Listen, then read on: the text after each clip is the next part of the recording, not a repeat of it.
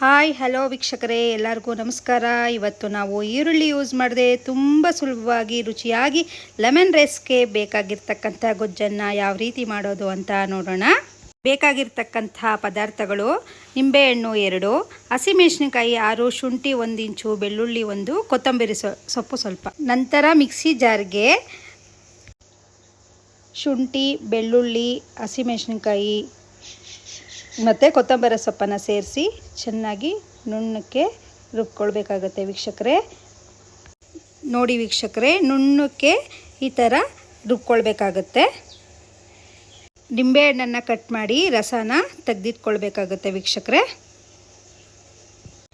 ಬಾಂಡಲಿಗೆ 1 ಕಪ್ಪಷ್ಟು ಎಣ್ಣೆನ ಹಾಕಿ, ಎಣ್ಣೆ ಚೆನ್ನಾಗಿ ಕಾದ ನಂತರ 1 ಟೇಬಲ್ ಸ್ಪೂನ್ ಸಾಸಿವೆನ ಹಾಕಬೇಕು. ನೆಕ್ಸ್ಟ್ ಕರಿಬೇವು ಸೊಪ್ಪು ಸ್ವಲ್ಪ, ಶೇಂಗಾ ಬೀಜನ ಸೇರಿಸಿ ಎಣ್ಣೆಯಲ್ಲಿ ಚೆನ್ನಾಗಿ ಹುರ್ಕೊಳ್ಬೇಕಾಗುತ್ತೆ ವೀಕ್ಷಕರೇ. ಚೆನ್ನಾಗಿ ಹುರಿದು ಆದ ನಂತರ ನಾವು ರುಬ್ಬಿರ್ತಕ್ಕಂತಹ ಮಸಾಲೆನ ಅದಕ್ಕೆ ಸೇರಿಸ್ಕೊಳ್ಬೇಕಾಗುತ್ತೆ. ಸೇರಿಸ್ಕೊಂಡು ಚೆನ್ನಾಗಿ ಮಿಕ್ಸ್ ಕೊಡಬೇಕಾಗುತ್ತೆ ವೀಕ್ಷಕರೇ. ರುಚಿಗೆ ತಕ್ಕಷ್ಟು ಉಪ್ಪು ಮತ್ತು 1 ಟೇಬಲ್ ಸ್ಪೂನ್ ಅರಿಶಿನ ಸೇರಿಸಿ ಚೆನ್ನಾಗಿ ಮಿಕ್ಸ್ ಕೊಡಬೇಕು. ಹಸಿ ವಾಸನೆ ಹೋಗೋವರೆಗೂ ಅದನ್ನು ಚೆನ್ನಾಗಿ ಎಣ್ಣೆಯಲ್ಲೇ ಬೇಯಿಸ್ಕೊಳ್ಬೇಕಾಗುತ್ತೆ. ಚೆನ್ನಾಗಿ ಹುರ್ಕೊಂಡು ಆದ ನಂತರ ನಾವು ತೆಗೆದಿಟ್ಕೊಂಡಿರ್ತಕ್ಕಂತಹ ನಿಂಬೆಹಣ್ಣು ರಸನ ನಾವು ಅದಕ್ಕೆ ಸೇರಿಸ್ಕೊಳ್ಬೇಕಾಗುತ್ತೆ ವೀಕ್ಷಕರೇ. ನಿಂಬೆಹಣ್ಣು ರಸನ ಸೇರಿಸಿ ಚೆನ್ನಾಗಿ ಮಿಕ್ಸ್ ಕೊಡಬೇಕಾಗುತ್ತೆ.